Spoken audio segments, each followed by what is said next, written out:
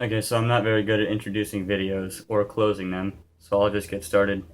You're gonna need 4 chords for this song. F sharp minor, A, E, and D. I'll put the diagrams for those in the description, but I will show you the F sharp minor because that's kind of a weird chord. So, 9th fret of A, 11th of the D and G, 10th fret B, 9th fret E. So the first part of the song, you just bar 9th fret, all the strings, and you downstroke. And then on your way up, you hit that bar, and you hammer on the rest of the chord.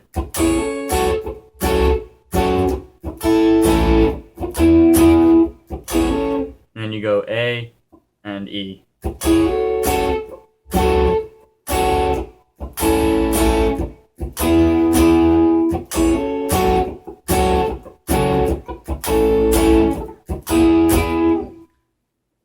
And you just have to make sure that you do that little stop thing before each chord. If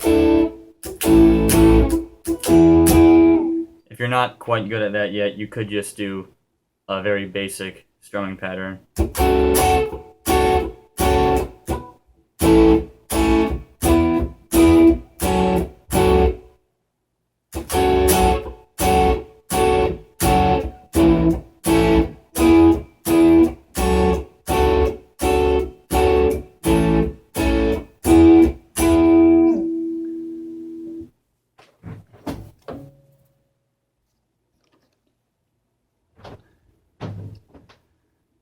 So the next part, you're gonna need to add considerable amount of distortion, and it's the same 3 chords, but you're only playing the top 2 notes.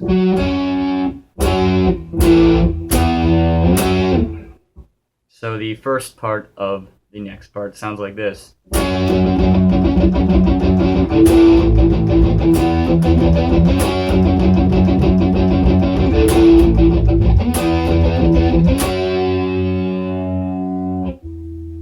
So all you're doing here is alternate pick muting, if that's what it's called, like this.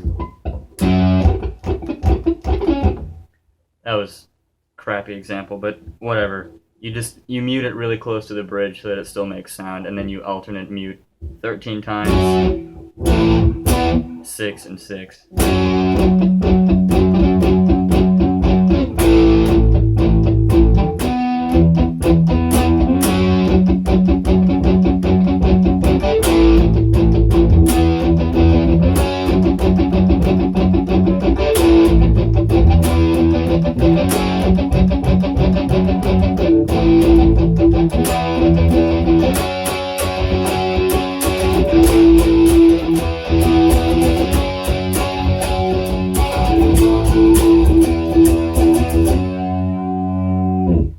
Now the next part is just freestyle strumming.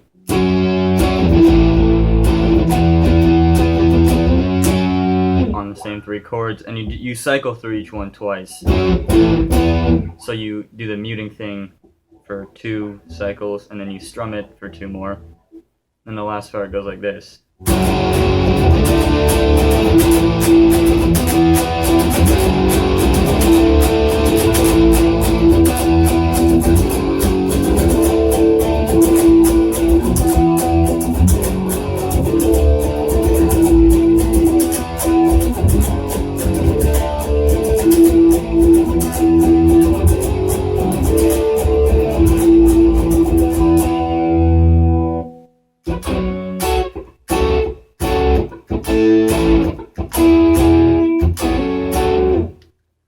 So, it's pretty much the same chords, because this, it's the same. It's an F root, or F sharp.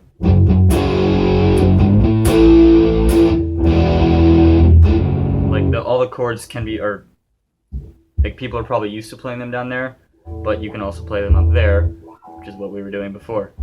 But anyway, you can do 2 or 3 notes. I usually use 3 on the E rooted power chords, but then ones rooted on the A string I use just 2 because the G adds a weird amount of depth. So you just, it's F, D, A, E.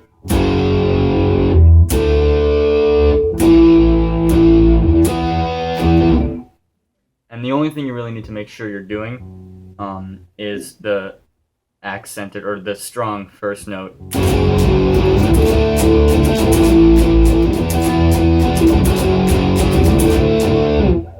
Like, I used to kind of play it like this.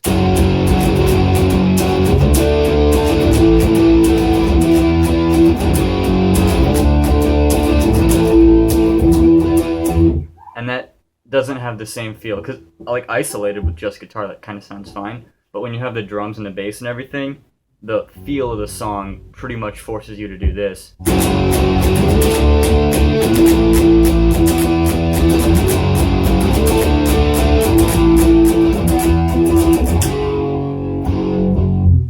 So it doesn't really matter what you fill it with. Like after that part, you can do really whatever you want, as long as it's timed. As long as it's timed properly, so you don't like screw up the next chord. Like you could do something really basic like this.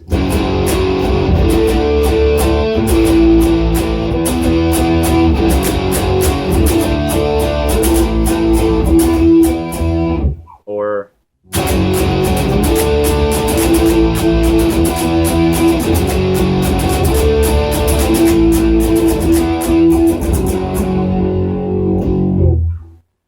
so it's really up to you what you want to do, but if you're playing it with a backing track or with a band, your individual strums are drowned out by their instruments and by your distortion, so you really shouldn't worry too much about the individual strumming patterns.